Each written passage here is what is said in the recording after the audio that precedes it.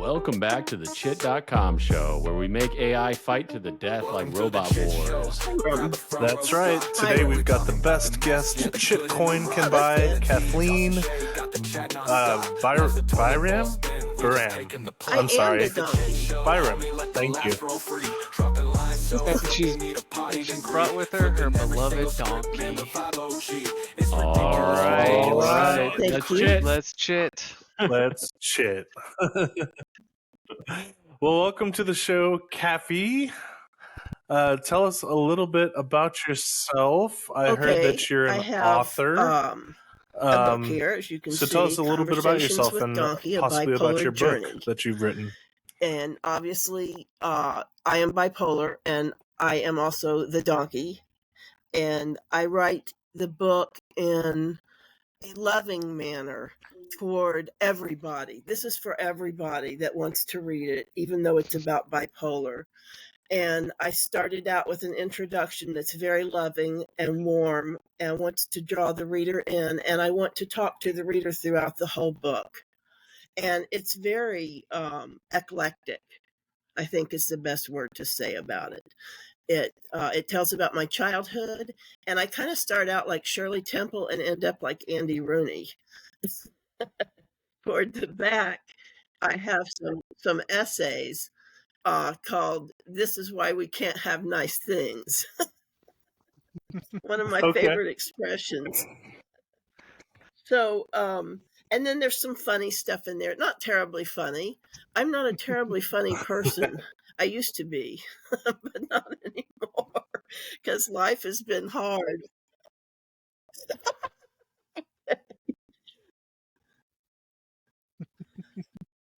I'll be the judge of that. Yeah, Shane Gillis, the comedian, will be the judge of that. Oh, okay. So, some people say that I look like Shane Gillis. No, that's perfect. That's perfect. So I am also bipolar. So bipolar unite, and I was diagnosed a couple years ago, kind of later in my life. When were you diagnosed? Have you always known you're bipolar, or was it a later in life thing? Which is icanhascheeseburger.com. Have you ever heard of that? It's the lolcat site. I was the Dawnkey there. The other Dawnkey. That's a good website. Now I'm my own Dan likes that Dawnkey, one. DAWNKEY. Yeah. So the question, am I copying?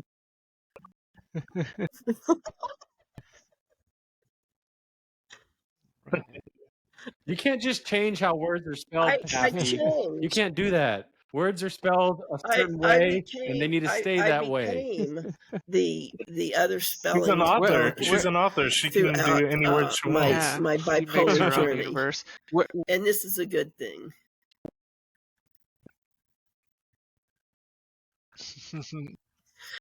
Well, I'll tell you why. Because when I went to ICHC, the lolcat place, why a Dawnkey? Probably around 2008 or so.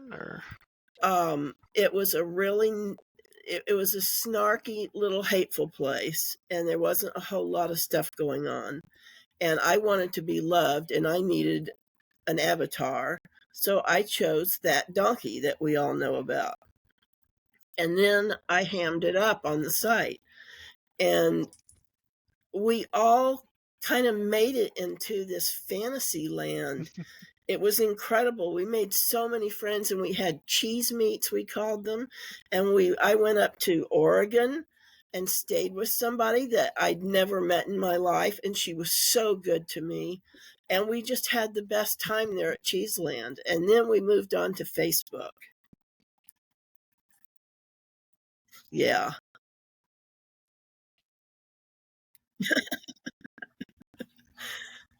Facebook. Facebook is ruined now. It had its glory moments. There were great moments for Facebook. Facebook is literally like covered in just like ads and corporate sponsors from you now. You don't even get your friend's feed anymore. That's the weird part. Yeah. Wow. It is weird. It was taken over by the evil Mark Zuckerberg. Mark Zuckerberg, the lizard person. All right, so you stole the donkey from Shrek, but if DreamWorks tries to sue you, all they can get is the trailer. So there's nothing they can get. All right, so try it, DreamWorks. We dare you. Terrible. I'm her lawyer. I'm representing her pro bono. Sue us if you want. Let's go. Bring it on. Looking for a fight. Max is just no, the looking donkey, for a fight. That part of my donkey is We're all about mindfulness here, Max. Yeah. I'm sorry. Go ahead. We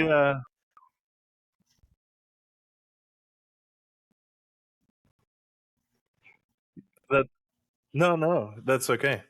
We actually had a mindfulness guru on the show recently. That's a good question. Would you say that Conversations with Dawnkey and the irony is that I was a mindfulness not being book? mindful when I wrote it. Mindfulness is why don't you give a definition of it, because that'll help me. Do you know what I'm talking about with mindfulness?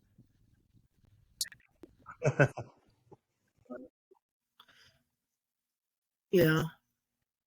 I think we're lagging here. Mindfulness, to me, I mean, I'm not the expert on it, but to me, I would say mindfulness is being able to separate yourself from your thoughts and to kind of meditate and just become one with yourself.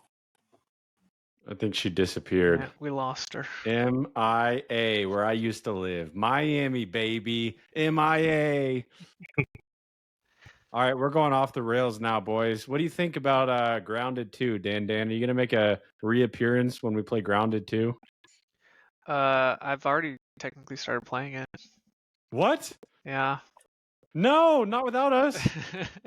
I wanted to see gone how rogue. it was different, and you guys like just blasted ahead of me, so I don't really feel helpful in Grounded 1 anymore. Actually, Shane Gillis said that last time we played. He goes, "Got a blast." Got a blast.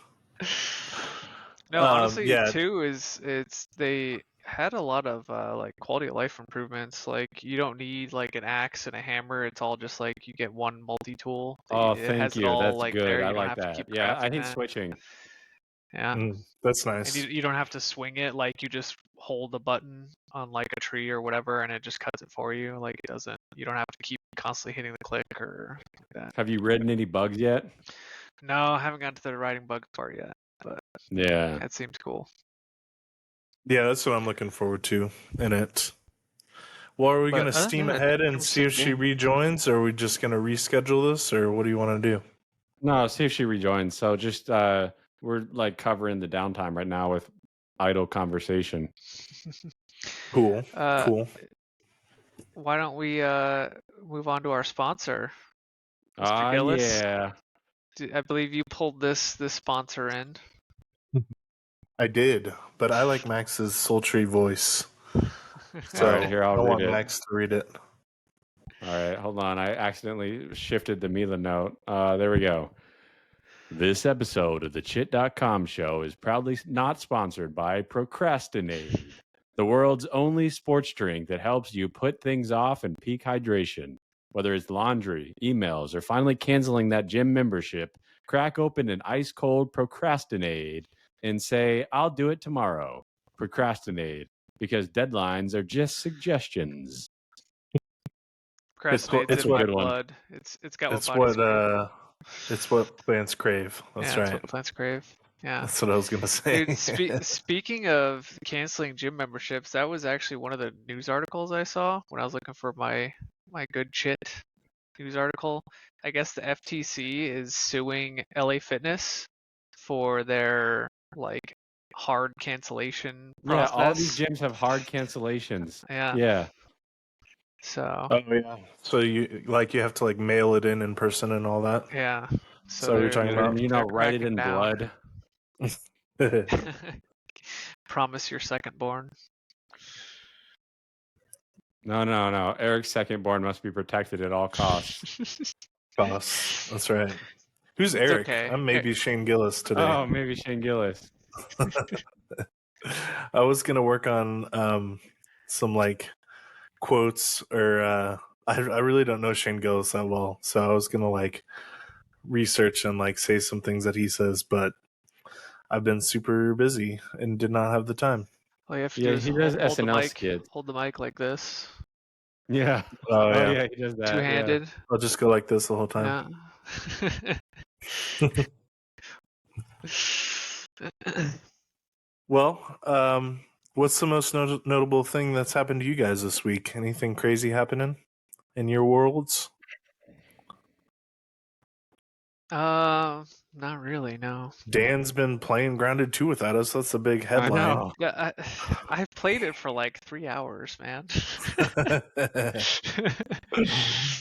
No, Don't that's hate. fair. No, That's fair. I'm pretty close to hitting Legend in Pokemon Go. That's the hardest rank to get. It's really, really, really hard. So that's cool. I didn't even know they had ranks in Pokemon Go. yeah, it's like PvP. You battle against each other, and you got to see if you're the very best, like no one ever was. Who's in your team, Max? I've got Giratina Altered, the Shadow form. I've got Clodsire, and I've got Mandibuzz. Mandibuzz. Okay. It's called Catch Pokemon Up. that I don't know. You have to play with Pokemon that you caught this season. So I see. Mm. So you caught a Giratina. yeah, from what's the Team Rocket boss's name? Giovanni. Yeah, you have to fight Giovanni to get it. I have fond memories of the pandemic, playing Pokemon Go around that time. Oh, you played in 2020? That was 4 years after release. You're a veteran. Oh, wait. Was it? No. Sorry, right before the pandemic, I meant to say. 2016 when it first started. Was that when it first came out? Was 2016? Yeah, that was all Peace on Earth. That was 9 years ago. That summer of 2016, and like peace was restored on this planet. That was okay. Yeah, that's right. Now I remember 2016. I'm terrible with like dates and like years. It all blurs together in my brain. Well, for us, we're old heads. It's true. But yeah, that summer when Pokemon Go came out and we were all just running around playing Pokemon Go, it's good times. It was the peak best summer. cardio I've ever had. We were all in better shape then.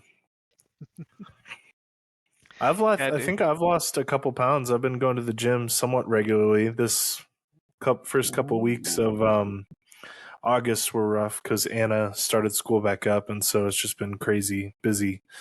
But I've been going to the gym, and I've been doing some strength training, so I've been enjoying that, trying to lose some fat and gain some muscles. Nice. I found this really cool app that I highly recommend to anyone out there. I got my brother-in-law into it. It's called Heavy. It's like HEVY. It doesn't have the A in there. And it allows you to track your workouts, like track how many reps and sets you've done. It's got some you can create your own custom workouts, and but it's got some preset workouts in there that you can just pull up and use. So I've been using that, and it's pretty cool. It's free, which is the best part about it.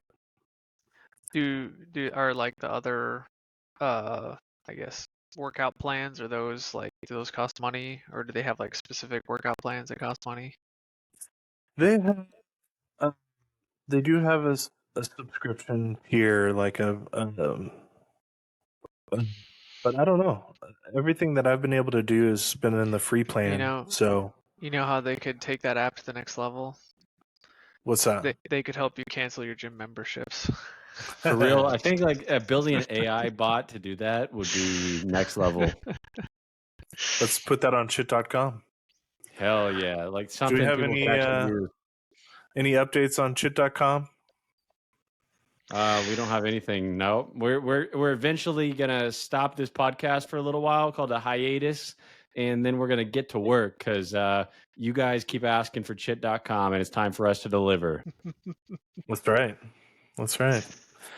And we should note that Max has a new sticker. Or no, you had that sticker last time, right? No, Has anyone new. guessed I your did not sticker? have it last time. It's new. So Max has a new sticker, and it looks like Kathleen might be hopping back in. With a video, maybe. Max has a sticker, so if you can guess what the meme is, you get a cash prize. Cash prize. I recognize the face. I can't see the message. Yeah, you got to get the message. All right, Kathleen, welcome back. We got to go open up our show notes again. All right. That's okay. We'll get in as much as we can. So, Kathleen, you seek to eliminate the stigma associated with the bipolar disorder, right? Yes. I do that by trying to bring the reader into my life and be friendly with me, or be friendly with them. And I try to be friends with everyone. And by doing that, but there's a lot of assholes in the world. You don't want to be friends with everybody, right? Like, come on, there's a bunch of people are just that's a good spoiled point, rotten. because there's a distinction there. I love everyone, or try to love everyone, and some people I don't like very much. So I can't really be friends with everyone, but I try. Yeah. Some people just won't have it. There's just some hostile ass people out there. Those are the ones that you have to be the most loving and patient with. And finally they start to crack. Crack them. It's very satisfying when they start cracking. Going with kindness. Then, absolutely. Yeah, exactly. My mother told me that. I like that expression. It's a good motto. It is a good motto. It's a good expression to go by. Absolutely. Yeah. Well, Kathy, I'm in Arizona where there's a lot of oceanfront property, as everybody knows. So what role does the ocean what role does the ocean have in your writing? Oh, I wrote about the ocean. Yeah. I love the ocean. It's magical to me. And I think it may have that may have started when I was around 11 and went to Florida. I talk about going to Florida with my grandparents and my mother, and it was an incredible trip. Huh? Which part did you go to? Yeah. Daytona Beach. I remember going to Daytona Beach, and we went to Silver Springs and Busch Gardens and Disney. And I like Busch Gardens, yeah. Oh, it was incredible. We went in a truck and pulling a camper. And I got to lay in the back of the truck on this bed. I had a thing of drinks. I had my creepy, scary comic books. And I could lay in there and look out the window and see where we were going and see the signs telling when we were going into another state, which was really exciting. And it was just going. Just the very going from state to state was exciting to me because I'd never done that before. And getting to the ocean and seeing that for the first time that I can remember was intoxicating. And it's so mysterious under there. There's no telling what's under there. I remember seeing a lobster being pulled out, and that was really a big deal. There's all sorts of aliens in there. I saw a video of this like deep sea creature. Oh yeah, octopuses. I saw some article saying like octopus are the octopi, I should say, I guess, are the most likely to become the next like advanced civilization with enough time. They're next. Yeah, they're next. Cephalopods, yeah. Well, maybe they'll do a better job than we are. Probably.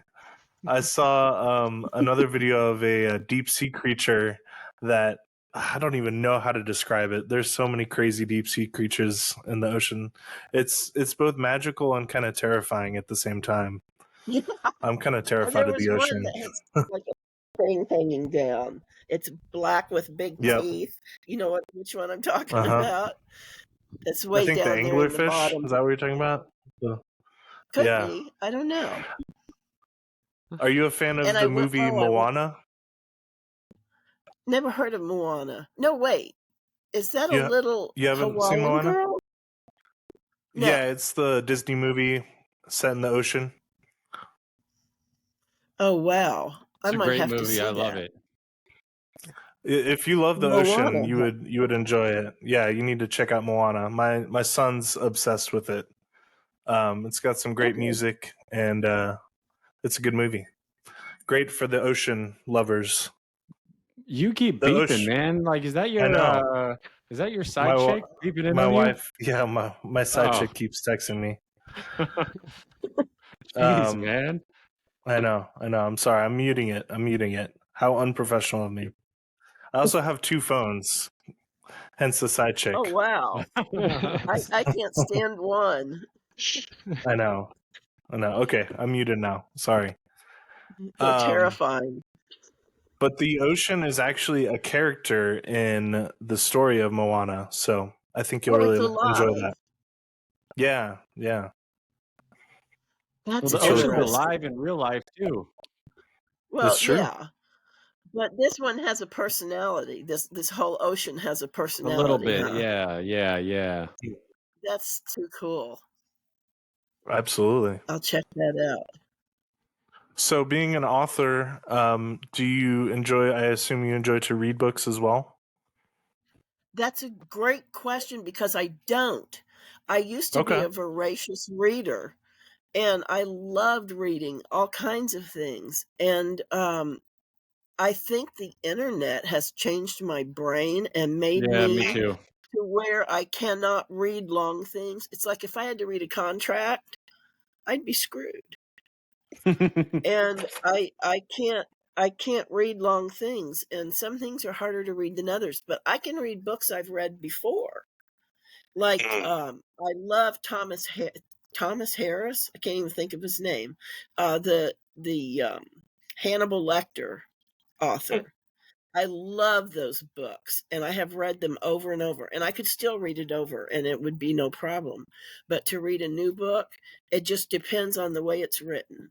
Some people are much easier to read than others, but for the most part, I'm not doing too much reading now. I'm doing more writing. Yeah, there's a bunch of slop out there. A bunch of people doing like AI writing, and it ruins the feel. Mine's not a very professional book, I'm afraid. No, I'm not saying professional. I'm saying like there's some that just literally relegate the writing to AI, and that makes it like just booty. That's cheating. Yeah. It is cheating. Absolutely. I understand using AI to write when people are ESL or something like that, and it's hard for them, and they want to be in with the other people. They want to get in there too and talk and be friendly and make friends. And maybe they're using that as a helper. So I try to keep that in mind when I think about it. No, I don't give people excuses. I do. I got that from my mother. So when it comes to bipolar, I'm curious about bipolar because I'm bipolar. I personally take medicine. Do you believe in medicine, or do you naturally? Oh, yes, I'm very into getting the medicine in me. Yes. I forget it sometimes, even though it's right next to me on the couch. I keep it right there so I won't forget it. But sometimes I'll forget my night medicine and I end up taking it the next night.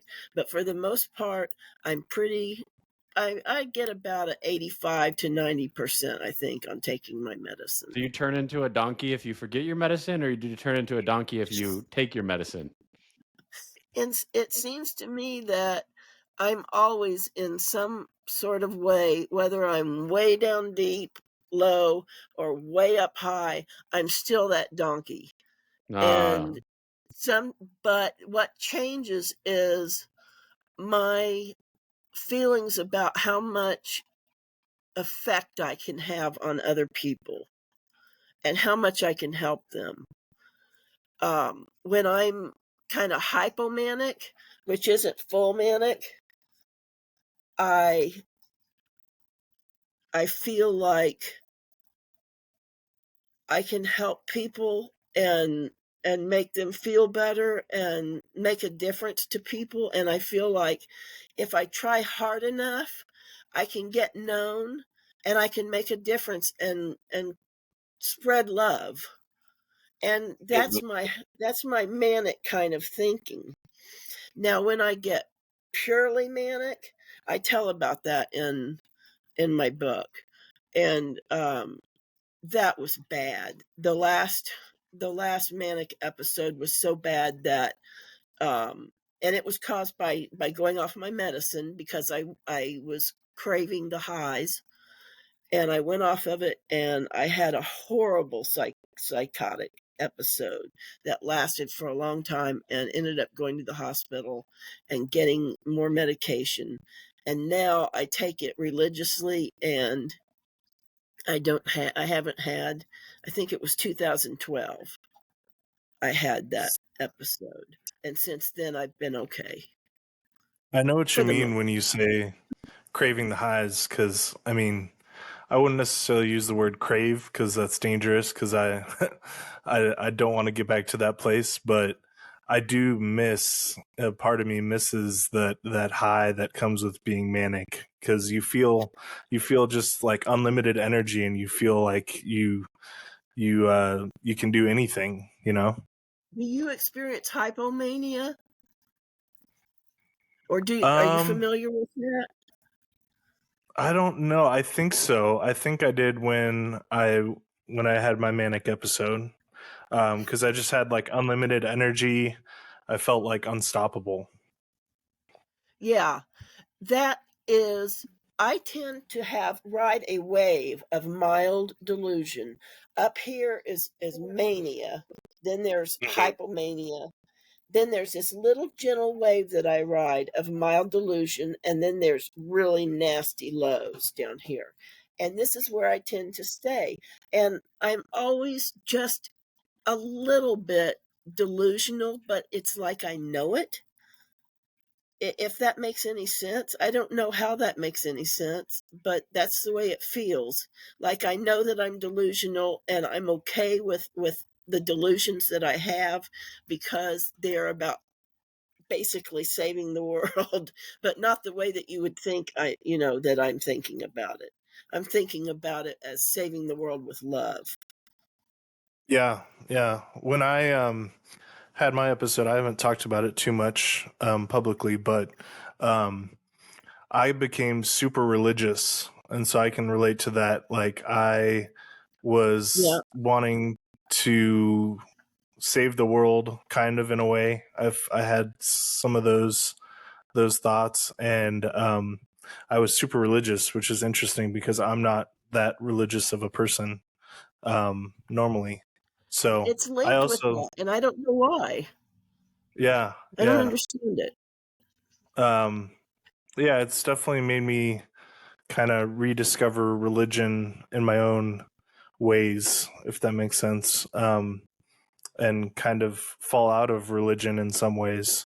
But yeah, it's an interesting topic, and I think a lot of people have a lot of not necessarily negative views, but they don't quite understand it. Yeah, I was gonna say, I think it's more about misconceptions than anything. Misconception. That's the word I was looking for, was misconception. Yeah, there's a lot of misconceptions about it because, I feel like a lot of people think maybe it's like Dr. Jekyll and Mr. Hyde type thing, and it's really not. It's I don't know the point I'm trying to make, but I definitely had all sorts of crazy delusions. I thought, the aliens were coming. I thought that I at one point had. They are coming though, bro. What do you? I know, it's crazy because that's the problem. They're out there. Yes, that's the problem. There's no doubt they that actually aliens could exist. be. Yeah, I think they're going to come and save us. I think they're already here. I think one of them is in this room right now. I am robot. No, but yeah, at one point in my manic episode, I thought I had proof of God and that I had seen the devil, or a representation of the devil. Yeah, it was an interesting time, but ever since then, I have yet to have another psychosis episode that bad. Now that I've been on medicine and I've been stable ever since then, but I really didn't start until I was in my 30s, which is interesting that it comes later in life. Oh, I wanted to say something. What was it? I wanted to say about your future. If you haven't been on the medication that long, you may end up like me, where you end up with a happy little midpoint where you get to have some of that high. Have you reached a point like that, or are you just kind of feeling dull? Oh yeah, I haven't reached that high ever since I was manic. I'm in a good spot now. One interesting side effect is I've dealt with anxiety most of my life, and my medicine really helps with my anxiety as well. Like when I'm on my medicine, I don't really have anxiety, which is fantastic. Yeah, man, having anxiety is crippling. It puts you in the state of like comatose where you can't do anything, and then you have to try to emerge from that. Medicine is the best way to emerge from anxiety disorder. Social media made it worse too. Anxiety. It did, because you see everybody's highlight reel, and you think, look at their highlight reel. This is their real life, but that's not true. People put the fake news stuff on social media. That's why I hate Facebook now, because it's just the highlight reels. I put everything.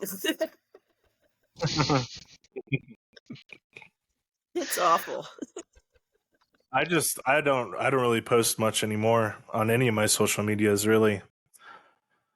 This is the only social media where you're going to find Shane Gillis, or maybe Shane Gillis. What's the joke behind the maybe part? So, some people think that I look like a famous comedian named Shane Gillis, so I'm just leaning into it. He has a little bit of more of a mustache and a little goatee, so if I go like this, we're baiting your views. It's engagement farming is what we're doing. Yep. I've never heard of that. You got to engagement farm on these podcasts, because everybody and their mom has a podcast, so we got an engagement bait. Really? Oh. Yeah. Max has 2 podcasts. Yeah. He tries to bring Kathleen, it up every episode because he just wants views on his other podcast too. I know. This one is farming for the other podcast. So, Kathleen, how long have you been in Sacktown? Since 2001, I think. Where were you before that? Sacramento. We left from Sacramento. San Francisco. We moved from San Francisco to Sacramento in around 2000. That's a much better place. Sacramento is way better than San Francisco, right? Oh, I loved San Francisco. It's my favorite place. It's very eclectic, to borrow one of your words. I love eclectic. And I loved that it was so quiet. We lived in the Richmond Avenues and at like 39th and Balboa, and we were close to the store. We were close to, I could just walk straight up the sidewalk, and there were all these stores and a movie house and all kinds of stuff. And the people were so quiet there in our neighborhood. You never heard any noises going on or anything bad happening. There was never any fighting or weird stuff going on. It was just so pleasant. And riding the bus, this is going to sound strange, but I loved riding Muni. You didn't have to walk more than 3 blocks anywhere to get on a Muni. And I just felt like the people were polite and nice. Yeah. It was is a that great a muni? experience for me. Do what? Is a muni a municipal bus? Yeah, I'm sorry. That's the bus system there. Yeah, it's weird what happens in the cities where there's a high amount of gay population. Nobody ever has fights or crimes really because they're gay means happy. It truly does. So I don't know. Cool. We need to get more get gays along. in our areas then. Yeah. Let's increase the amount of gay people in every city, and that'll solve all the problems. Works for me. I wanted to talk about something that happened when I was psychotic. Do I have time to do that, or is it about time to go? Go ahead. No, we got time, and we're going to do some good shit, and then we're going to finish the interview. But let's say your story, and then we'll do some good shit. Okay. Oh, yeah, that. I was so proud of myself, even though I didn't really do anything, affect anybody. I was so proud of my bravery because I was under the delusion that I had to save the world. It was Christmas, and I thought Dad was God and Mom was Mrs. God, and Jesus was my brother. And I thought that something horrible was going to happen to the world, and that I had to save it. And I had to do it in the dark for some reason, I believed. And I had to do it naked. I had to take off my clothes. Terrified. I was terrified. And I took off my clothes, got out of bed. I think I may have gotten a sword and stabbed my CPAP machine in the little chip that goes in it and stabbed that chip. And I'm not sure what else I did, but I was absolutely terrified and I thought I was saving the world. And so I want to say, yay me! I think if everybody has a save the world complex, then the world would be a better place, though, really, because if everybody's trying to save the world, it'd be good. Yeah. That's really kind. But let's do it with clothes on, though. That's the one caveat. Let's do it clothed. Nope. Everyone clothes off. Oh, I couldn't understand what you were talking about. I was thinking closing, like close the door. Let's do some good shit. Let's do a feel-good news story. So, Kathleen, do you got a news story for us? Well, I got put down for this news story because it has to do with cancer. But it was the only one I could find that I thought was good. And what it is for people with bladder cancer when they have to have chemo, there's this little device. It's like a pretzel. Have you heard of this? It's called the I heard that. It's like an 82% improvement rate. 87. Yes. 87. Yeah, and I knew it was 80 something. Yeah. The medicine comes out of it into the bladder, I guess, and it can last longer than what they're able to do normally. So I think this is in. Hell yeah. They're working on it. I can't think of the word I want to say. It's in prototype. It's getting ready. Something like that. Yeah. Yeah. So I was excited by that. I thought that was good news. That is good news. That is good news. Good shit. Well, mine. All right, Emo, what do you got? Mine, I tried to find something kind of local because some of the stuff that was coming up was uninteresting to me, even though it was good news. Mine has to do with the Texas Hill Country. So basically, the Texas Hill Country nonprofit committed $40 million to rebuild homes after the devastating floods. Following the July 4th floods along the Guadalupe River here in Texas, which claimed 119 lives and destroyed countless homes in the Kerr County, the Community Foundation of the Texas Hill Country has stepped up with a $40 million private donor fund This massive recovery effort will go toward home repairs, reconstruction, and temporary housing for displaced residents. The funds are being distributed by area. And I just thought that was really cool how they've stepped up, and some rich people have donated some good money for something good for once. Finally. I like to see that. Yeah. Not all rich people are bad. Just most of them. Just like 99.83%. Just the billionaires. What would you do with $1 billion, Kathleen? Huh? Oh, I'd give away most of it. I'd probably give a bunch of it to my Facebook friends and to my LinkedIn friends and to my family. Wait, what's your name? How do you spell your name? Facebook, you said? I mean, I would be giving away buttloads of money.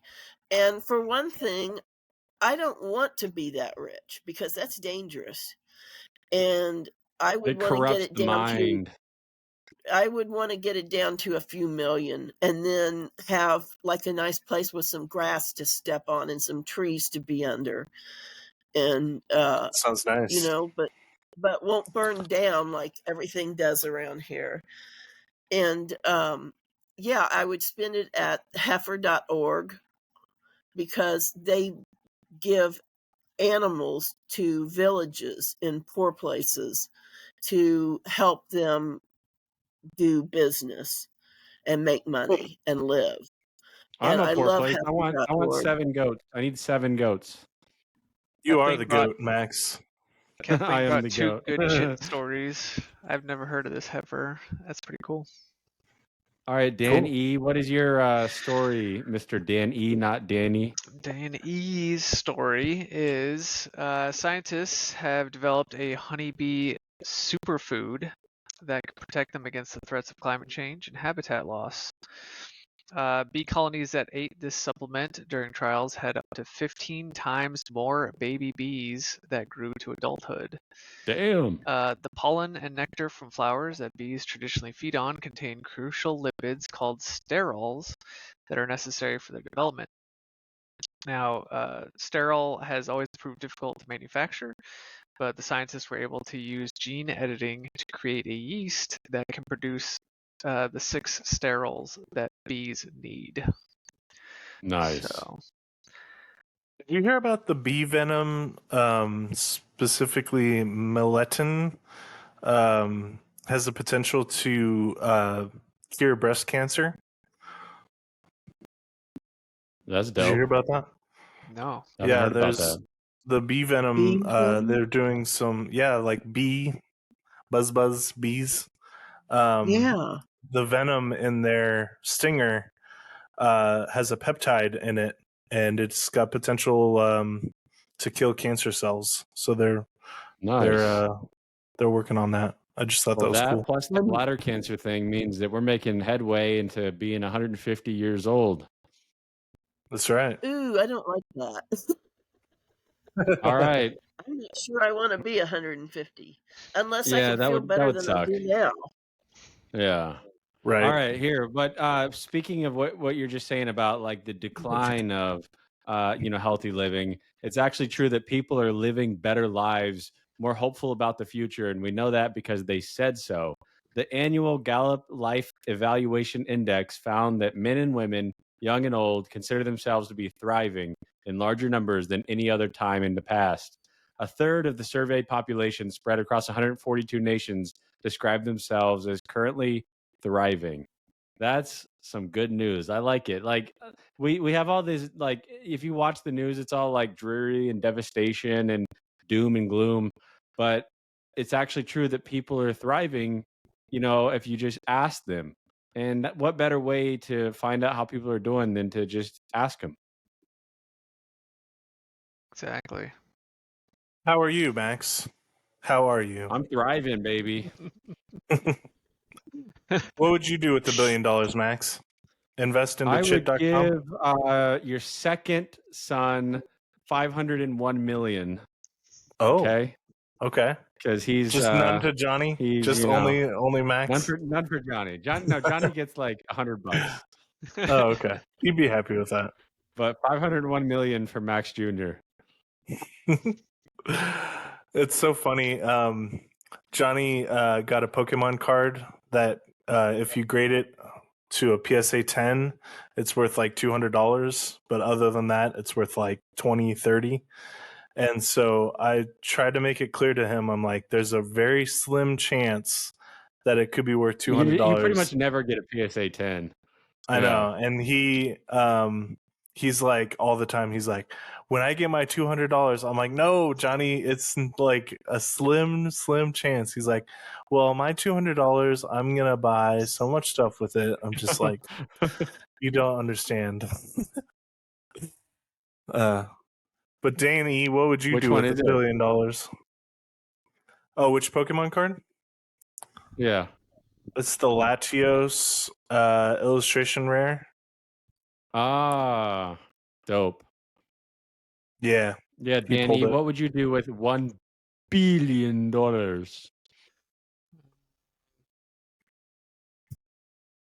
Probably, I'm boring. I'd just invest it. But I would end up donating a lot of it, I think. I was about to say, you're not going to donate any of it? Nah, I'd donate a lot of it. At a certain point, like, as long as I have enough to live the way I want to live, the rest of it, I which is bougie AF in South Lake, Texas, baby. We buying the big house this time. You want to know what Shane Gillis? Yeah, what would Shane Gillis do? You want to know what Shane Gillis would do with $1 billion? Here's what all the billionaires should do: end homelessness, and what they could do with their $1 billion: end homelessness, end world hunger. Do stuff like Mr. Beast is doing, even though, he's not the greatest either, but like he's doing that whole water foundation. I forget what it's called, but they're bringing water to a bunch of people in Africa. All sorts of that kind of stuff. We need more billionaires to make a positive change. I heard about a young man who did that when he was a kid, who started out when he was a kid, and it had to do with wells in Africa. Mm-hmm. Is that the same thing? Probably Mr. Beast. Yeah, he's been doing. He's one of the youngest. What is he? Multimillionaire? He's not a billionaire. No, he's a self-made billionaire now. He's a billionaire. Oh, he is a billionaire now. Yeah. He did a bunch of water wells in Africa, and now he's made like a foundation. I'm looking it up. Team Water. It's called Team Water, and they're donating 100% of their profits to go towards the water initiative to bring clean, quality water to a bunch of people that don't have it. So it's pretty cool. You know how I play around it. I drink the dirty water, so I mean, doesn't that just mean fighting Nestle? Is that money just go to like fight Nestle? Yeah, Nestle is the most corrupt corporation out there. Devil. Yeah. That's what I would do with my money. I would just destroy Nestle. Go to war with Nestle. Yeah, exactly. You just pay Max to sue them. We'd be the dream team, baby. I'd be Johnny Cochran version 2, but this time a little more ethical. So, I know we're continuing the interview of Kathleen before we wrap up here.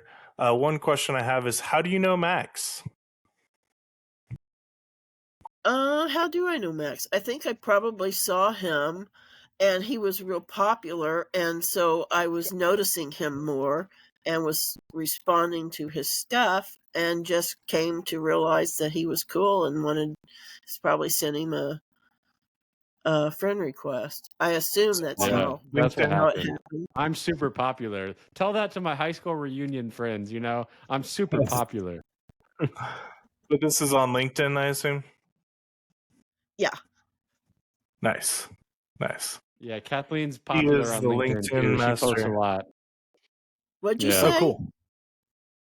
I said you're quite popular on LinkedIn yourself too. So you got the little following I see. Really? That's interesting. Well, now you know, and knowing is half the battle.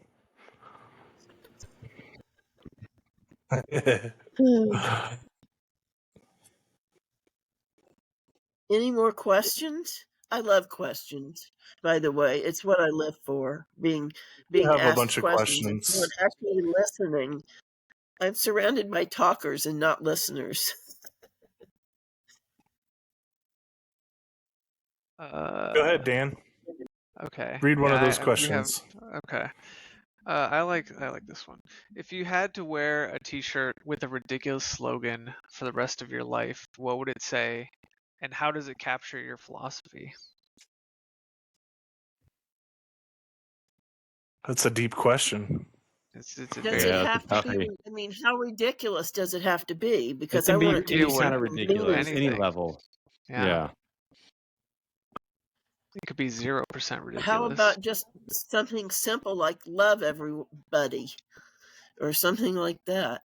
That's pretty good. Only if you spell it EVERYBUDDY. Everybody. Exactly how I intended it. I don't know what my thing is about that, but I love to say that. Yeah. See, I noticed your LinkedIn post. You spell everybody like that. So, follow-up question: when your book gets greenlit for a movie, what are you gonna do with your newfound fame? I want to talk to rich people and convince them to do good things with their money. That's hard to do. There's like you can't get Mr. Burns to write a check. Following of people that will make me known so that rich people will be aware of me and I can somehow collaborate with them to do these things. That's my like that's not what I think is going to happen delusionally. That's what I wish would happen.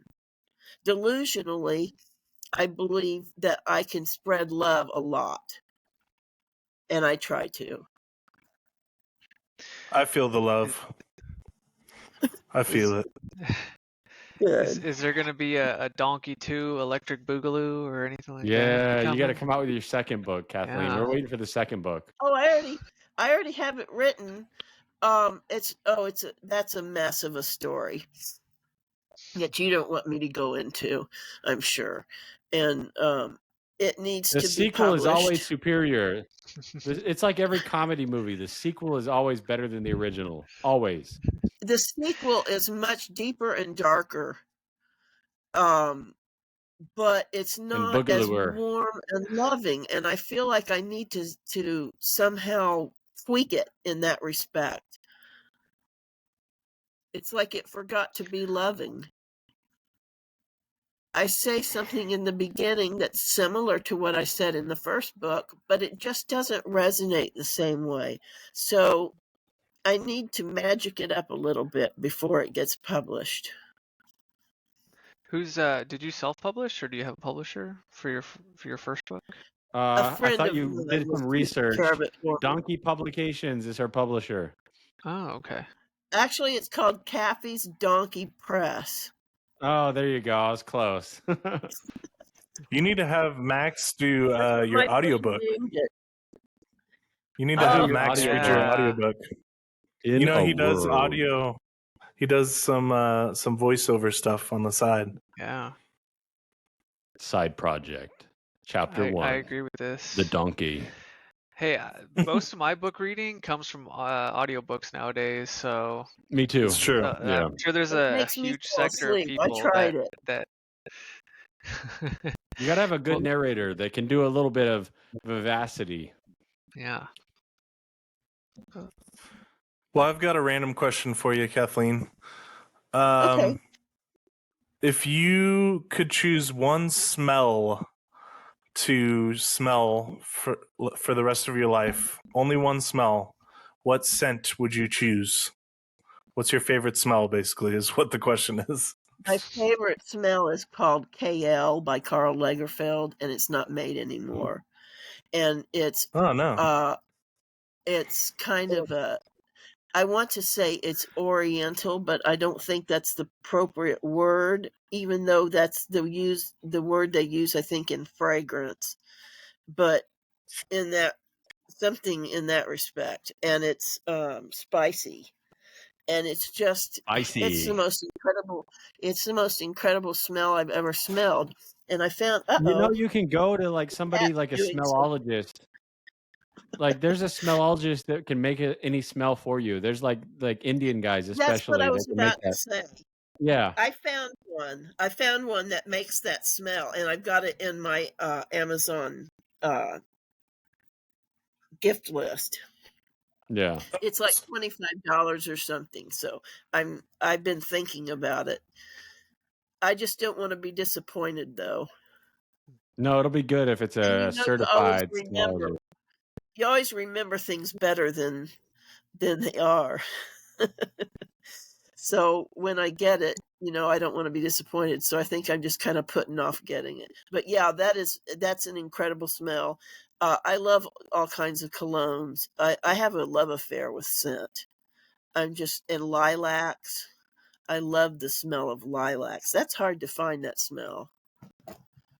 I don't know why. They have a lot of lavender, but not lilac. I could talk about this forever. You see that as like a form of medicine for your bipolar? Do what? Do you see it as a form of medicine, like scents or smells? Oh no, I don't think like that. No. Okay. It creates a better sense of well-being. Like for instance, when I was putting on my makeup for this, I sprayed on emerald, even though I was alone in the house. And I'm the only one who'll smell it. I love the smell, so that's why I wear cologne. But I don't wear it out like to hospitals or places or like a movie theater or something like that where people have to smell it and get stuck with it. I don't do that anymore. I smell it through the screen. I do that every day. It smells pretty good. Yeah, public service announcement to all those: don't put on too much cologne, or it's bad. Evil public service announcement: put on too much cologne.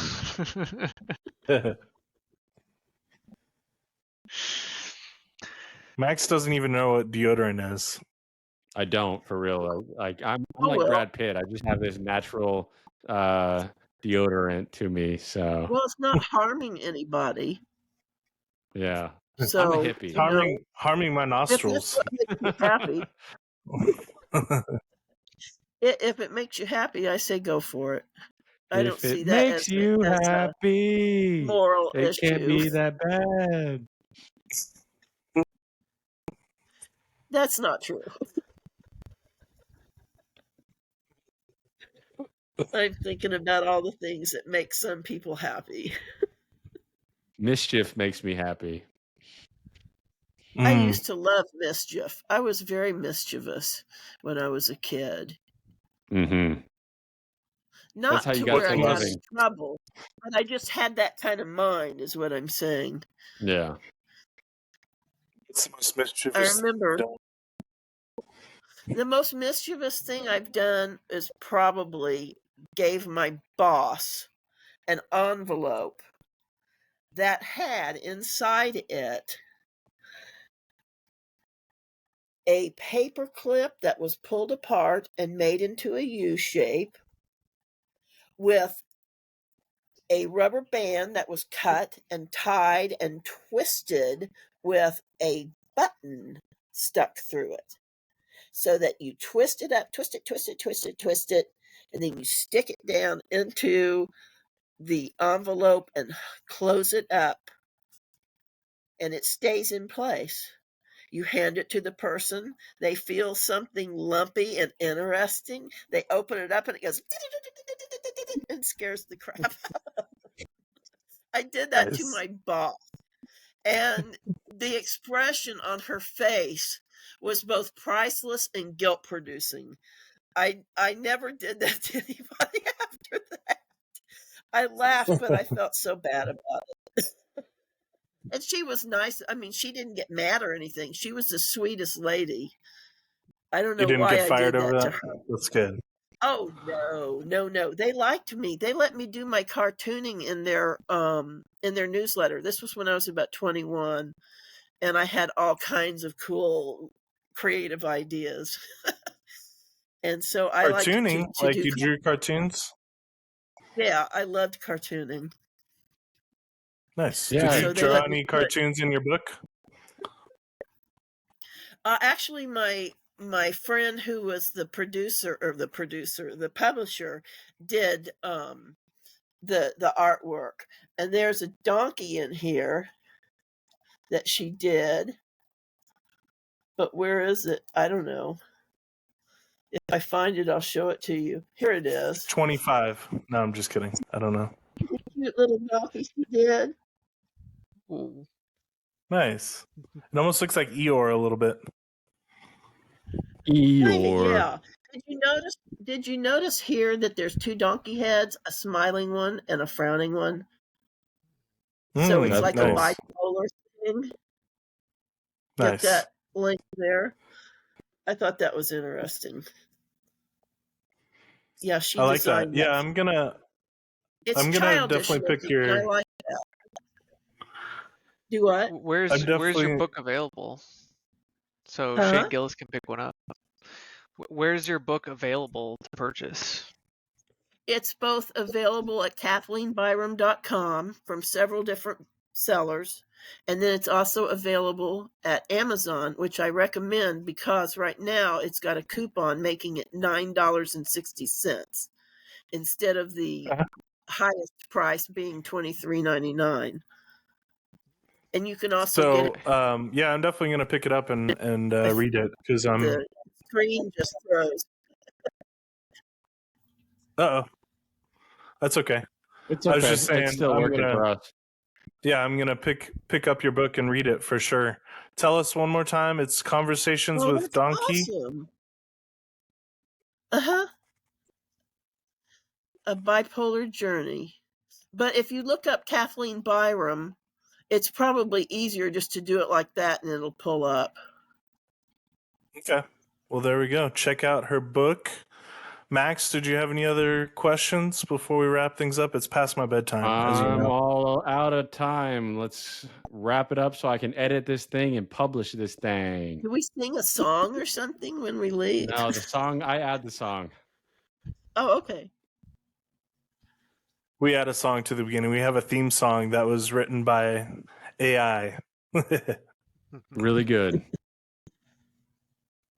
All right. Thank you, Kathleen. We'll be seeing you next time. Thank you so much. This has been a wonderful experience. I've loved it. Thank you. Yeah, it was nice to meet you. You too.